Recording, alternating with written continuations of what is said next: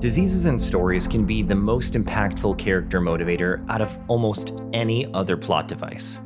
They're ticking time bombs, they're MacGuffins, they're tragedy and power fantasy all rolled into one.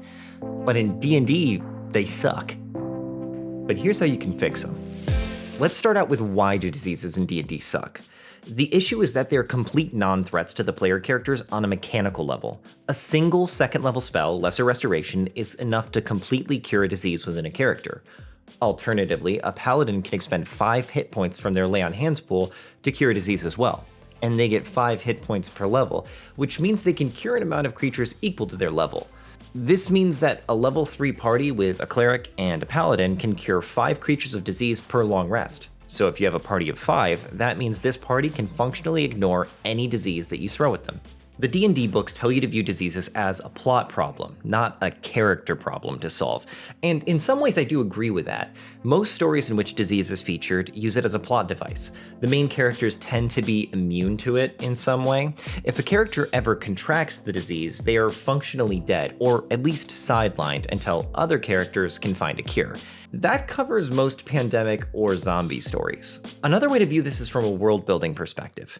In a world where all diseases can be cured with a wave of a hand from a cleric or a paladin, what use would there be in developing cures to diseases? Doctors that can't use holy magic would be seen as quacks shilling snake oil instead of the tried and true method of divine intervention. What if the goddess of disease decided she'd been disrespected long enough? What if she sired her own cult, who believes spreading disease is the highest form of worship? What if, over the course of millennia, the over-reliance on magical cures has been all part of a greater plan to develop a disease resistant to magical intervention?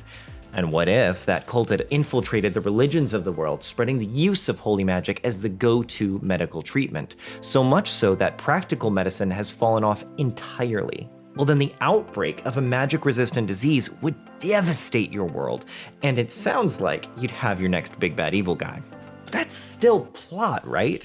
If you want to make disease feature in a meaningful way in your game, then it needs to be personal to the characters involved. That means disease needs to have meaningful gameplay mechanics that affect your characters. I think the issue most DMs would have with it being used as a gameplay mechanic is that diseases are often seen purely as a debuff, and nobody likes to be debuffed. However, one piece of Dungeons & Dragons content that's been released recently has shown us how fun it can be to play a character suffering from a disease. That's right, I'm talking about Baldur's Gate 3. The whole premise of the game is that you and your party are suffering from a disease and are looking for a cure. Now, this disease isn't so detrimental to the player on a day-to-day basis, but it is positioned as a ticking time bomb. If the characters don't get this worm out of their brains quickly, they're gonna start sprouting tentacles, at least so they think. There are plot reasons I won't spoil here as to why the disease isn't moving at a standard pace. At certain points throughout the game, the player is even given the option to advance their disease in exchange for greater illicit powers. This isn't even the only disease in Baldur's Gate 3. Slight spoilers here, skip to this timestamp if you haven't gotten through at least the first half of Act 1 yet. Okay. Astarion is afflicted with vampirism, which essentially is just an incurable disease he and everyone around needs to learn to live with. Karlach has a disease in the form of her infernal engine, which grants her great power on the battlefield, but will kill her eventually if she doesn't return to Avernus. Shadowheart receives pain from the mark on her hand periodically, and she doesn't know why, except that it's related to her goddess. Gale has his orb inside of him that requires him to consume magical items or he'll explode like a nuclear device. Even Will has a sort of disease in the form of his pact, requiring that he complete certain objectives or suffer physical consequences. This is the biggest lesson to learn about diseases from Baldur's Gate 3, I think. Characters with a disease don't have to be sidelined, they can be the main characters. Their struggle to live with their disease can be the story. I think the breadth of story options here is actually pretty massive. How about the Leper King Baldwin IV of Jerusalem from Ridley Scott's Kingdom of Heaven, and also real life, who led his people while afflicted with a deadly disease? Or you could look at Mato Kiria from Fate Zero, who allows himself to be infected with crestworms that grant him power but will eventually kill him. You could even look at werewolves living with a disease that forced them to hurt others and feel like a wild animal. In Brandon Sanderson's book Elantris, the main characters suffer from a disease that makes every injury they take hurt as much as the moment they got it, and it can't be healed. But that same disease has the potential to unlock power. And then there's this mystery involved where everyone who has the disease used to be these godlike beings before turning into these husks based on some apocalyptic event. You could look at the game Armella, which plays with a disease called the Rot, which is a condition that lowers health, but having it in large amounts allows you to overpower other creatures and even other players with the Rot, and then eventually even the Rotted King himself. So how can you do this practically in your game? Well, it all depends how you want to feature disease in your game. But let's assume that you want it to affect your players' characters, since if you only cared about it as a background plot device, you don't really need any additional resources. So now that you've done that though, let's decide what the plot arc is for resolving the disease. Because even as a thing that affects your players, it's still plot, you've just moved it from the background to the foreground.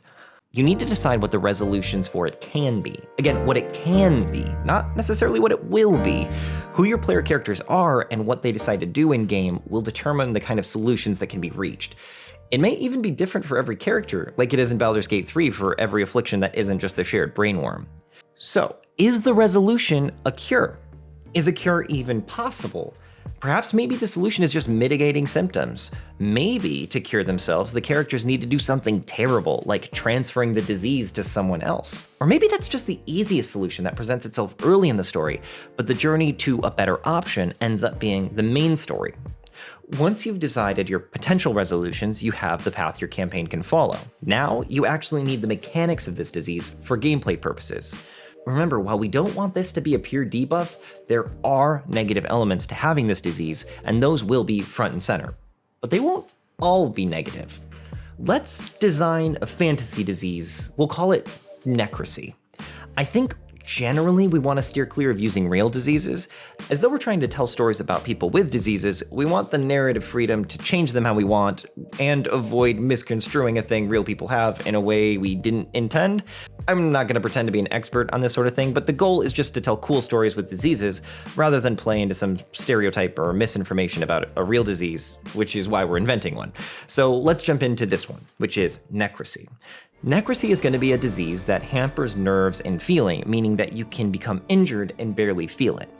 As hit points are a measure of willpower, and since this disease is making your character feel less pain, when afflicted with this disease, you take half damage from all sources except psychic.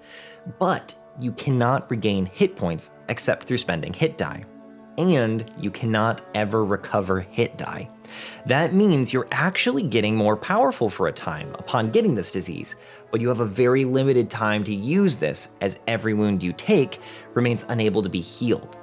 You hear of a culture of barbarians that purposely get this disease to become fearsome berserkers nigh unkillable on the battlefield. They have a cure for the disease, but in order to earn it, you must complete a feat of strength worthy of the cure. You could then use this to lead into a dungeon delve or a monster hunt, or maybe a more unscrupulous group will just try and steal the cure from the barbarians. This example, I think, perfectly illustrates how a disease can be a powerful story hook, something that is totally neutered by how currently toothless diseases are in Dungeons & Dragons. If you're planning on adding diseases into your game, I would approach reworking the mechanics in a couple ways. Number 1, Paladin's ability to lay on hands to cure disease and the spell Lesser Restoration now both require expensive material components, like diamond dust worth 50 gold pieces. This is a nerf, which means it should be communicated to your players before they select their class going into this game. 2, make story reasons why certain diseases are immune to simple magical cures. Whether it's the goddess of disease empowering plagues, making them resistant to magic, or doing something similar to Baldur's Gate 3, where the disease is magically modified by some unseen force.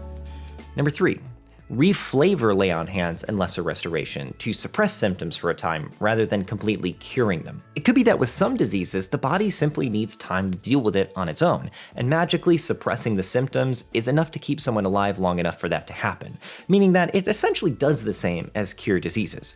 However, for some diseases, those ones can't be fought off by the body alone, meaning that some other source of a cure must be found, or finding some other way to live with the disease. When I was writing this video, I really got invested in the idea of making diseases more meaningful in D&D, so I wrote a supplement that's going to be releasing alongside this video. So if you found anything I talked about here today helpful or fun, you might be interested in picking it up. I'm launching my Patreon and YouTube membership now as well, and the full supplement is free for any channel members or Patreon supporters. There will also be discounts for the first people to jump in. I really like making these sorts of videos and would love to make doing so more regularly, more sustainable for me. So if you get value from my channel and enjoy my content, I really hope you consider jumping in. Thanks so much for watching. My name is Ben Nehart, and I think it's time to make diseases sick. That's dumb. That's so dumb.